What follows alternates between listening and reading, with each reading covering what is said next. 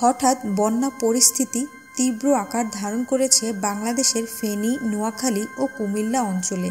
সবচেয়ে ভয়াবহ অবস্থা দাঁড়িয়েছে ফেনীর ফুলগাজী, পরশুরাম ও ছাগলনাইয়া উপজেলায়।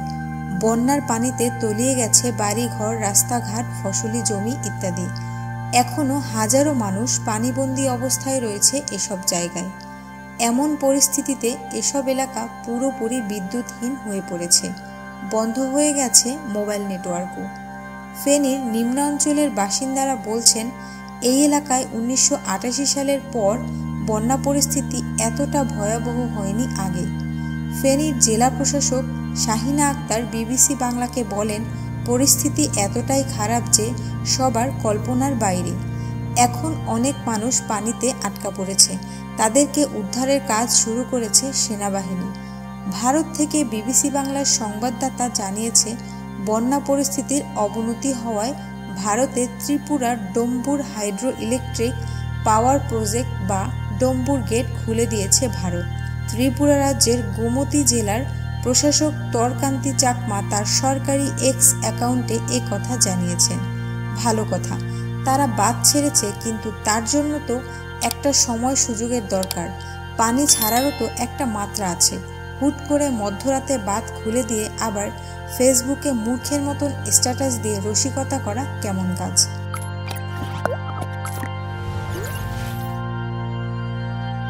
আসসালামু আলাইকুম। মিস্টাঙ্গেলের নতুন একটি এপিসোডে সবাইকে স্বাগতম। কথা হচ্ছে, এই যে বন্যা, এটা কি আসলে প্রাকৃতিক কোনো দুর্যোগ নাকি ইচ্ছাকৃত তৈরি করা কোনো দুর্যোগ? কারণ ভারতের সাথে বাংলাদেশের যতগুলো বড় নদী কানেক্টেড, প্রায় প্রত্যেকটাতেই তারা বড় বড় বাঁধ দিয়ে রেখেছে।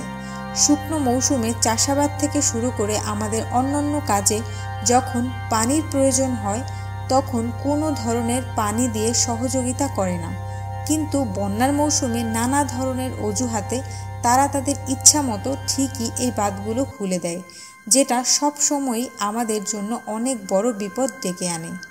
এটা শুধু 2024 সালের ফেনীর ঘটনাকে কেন্দ্র করেই নয়। যখন আমাদের সাবেক প্রধানমন্ত্রী শেখ হাসিনা ক্ষমতায় ছিলেন, তখনও তারা এরকম বিরূপ আচরণ বহুবার করেছে। ভারতের বীভৎস চেহারাটা আমাদের বহুবার দেখার সুযোগ হয়েছে। আওয়ামী লীগের আমলে আওয়ামী লীগ এবং ভারত মিলেই যেন আমাদেরকে বিভিন্নভাবে শোষণ করেছে। কিন্তু কেন যেন প্রতিবাদ করার মতো কেউ ছিল না। শুধুমাত্র বাংলাদেশের সাথেই নয়, মানচিত্রে ভালোভাবে খেয়াল করলে দেখা যায় ভারতের আশেপাশে যতগুলো রাষ্ট্র আছে, যেমন পাকিস্তান, চীন, নেপাল, সবার সাথেই আসলে ভারতের সম্পর্ক কখনোই খুব একটা ভালো নয়। কারণ তাদের অভ্যাসই এটা। তারা মনে করে তারা আয়তনে বড় বিধায় তারা অন্যান্য দেশগুলোর উপর কর্তৃত্ব করতে পারবে। আসলে এরকম কিছুই তারা কখনোই পারে না।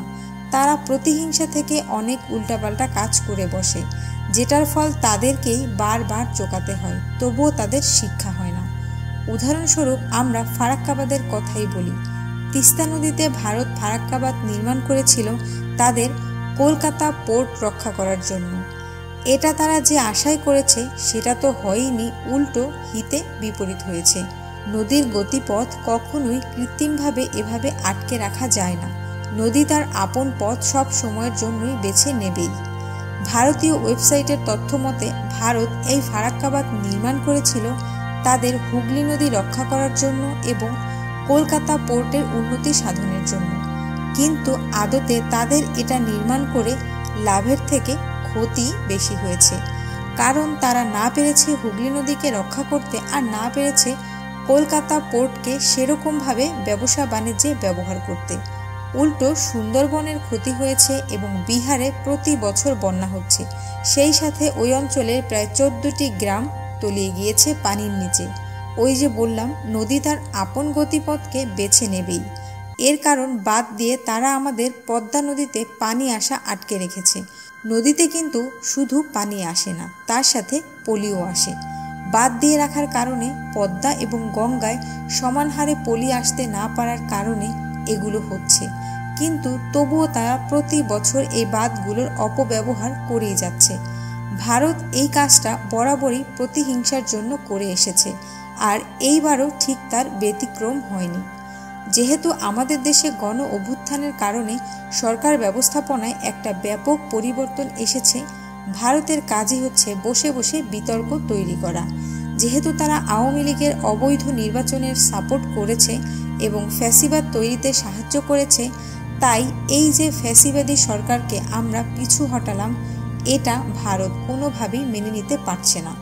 আমাদের দেশে গঠিত হওয়া নতুন সরকার যাতে ভালো কোনো পদক্ষেপ নিতে না পারে, তাই তাদের এই অপচেষ্টা।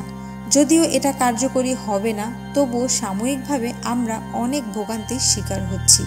তারা মূলত এটাই চেয়েছে। কারণ একে তো শেখ হাসিনা আমাদের দেশের ঋণ ব্যবস্থাপনাকে অনেক বেশি ক্ষতিগ্রস্ত করে রেখে গিয়েছে। কোনো ধরনের পূর্ব আলোচনা ছাড়া এই বাঁধ খুলে দেওয়ার কারণে অতিরিক্ত পানিতে আমাদের যে জেলার পর জেলা ডুবে গেল, গবাদি পশু মানুষের জানমালের ক্ষতি হলো, এটার জন্য দেশের সরকার নতুন করে ইকোনমিক্যালি ক্রাইসিসে পড়ুক, এটাই মূলত তাদের চাওয়া ছিল। এটা দিয়েই আবারও প্রমাণ হয় ভারত কখনোই আমাদের বন্ধু রাষ্ট্র ছিল না। যদি থেকেও থাকে, সেটা তাদের স্বার্থ চরিতার্থ করার জন্যই। কোনো আলোচনা ছাড়াই এই যে বাঁধ ছেড়ে দেওয়ার বিষয়টা, এটার জন্য ভারতকে অবশ্যই আইনের আওতায় আনা হোক। ভারত থেকে বিবিসি বাংলার সংবাদদাতা জানিয়েছে, বন্যা পরিস্থিতির অবনতি হয়েছে ভারতের ত্রিপুরা রাজ্যে। বন্যায় সেখানে এখন পর্যন্ত 7 জনেরও মৃত্যুর খবর নিশ্চিত করেছে সেখানকার বিপর্যয় মোকাবেলা দপ্তর।